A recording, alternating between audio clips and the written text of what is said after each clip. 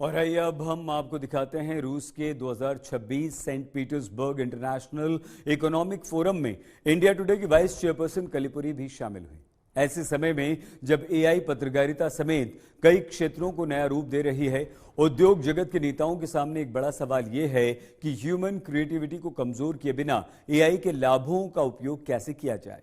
यह मुद्दा international economic forum में चर्चा का केंद्र बना, जहां विशेषज्ञों ने अपनी राय रखी। और इसी बीच इंडिया टुडे ग्रुप की वाइस चेयरपर्सन कलीपुरी ने भी बताया कि एआई और मानवीय हस्तक्षेप के बीच संतुलन बनाना समय की आवश्यकता है। देखिए, One of the main reasons why I think that you should have the patience with me is because India is right on top of every table with consumers engaging with AI. As a population, we are one of the largest, and also the Indian population trusts AI-generated information more than anywhere else in the world. So we really are sort of one of the biggest consumers of AI. We could also be the ones that drive AI application on top of the models that have been built out by big tech right now. As a media company in India, we're doing a lot of experimentation with AI ourselves. So going towards the lazy journalists and the lazy anchors, we have tried to clone our very own anchors with their permission and use them in prime time, and it's gone very well. Even their family was asking the anchor, "You told me you're on holiday, but I see you on prime time on TV." Even though we had put AI anchor there. So it was an interesting experiment. But like you said,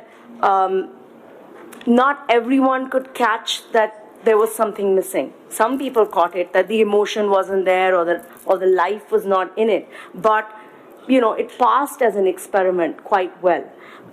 The other one we tried as an opposite to the lazy journalist is to create an entire subsection called handmade by editors and reporters, and also something called eyewitness, like a separate section where reporters and journalists now are pushed forward to creating ground reports or eyewitness accounts and just focusing on what they saw, what they heard, rather than a more sort of vanilla report. So it's very much the human experience of being in that situation, whether it's a big political meeting or a natural calamity or even war. They are things that viewers are wanting, and more of that is served to them. And I feel that this really goes against moderation and calibration that a newsroom brings to journalism and to the information that is given out to the audience. I sort of call it the French fries and salad formula, right?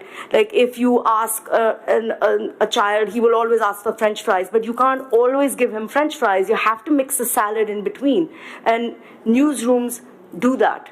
Algorithms do not do that because they are not based on values of calibration and moderation. They are based on values of profit and engagement. The other piece that you said, how to use AI responsibly, I think one of the things we use in our newsroom is something called the AI sandwich, which is that you start with a human, you have AI in between to increase efficiency, effectiveness, and even maybe attractiveness in language that young children would like and make it more sparkly, like the gentleman from Ramla said. But then it again ends with a human touch or a human print so that the final approval remains with human beings.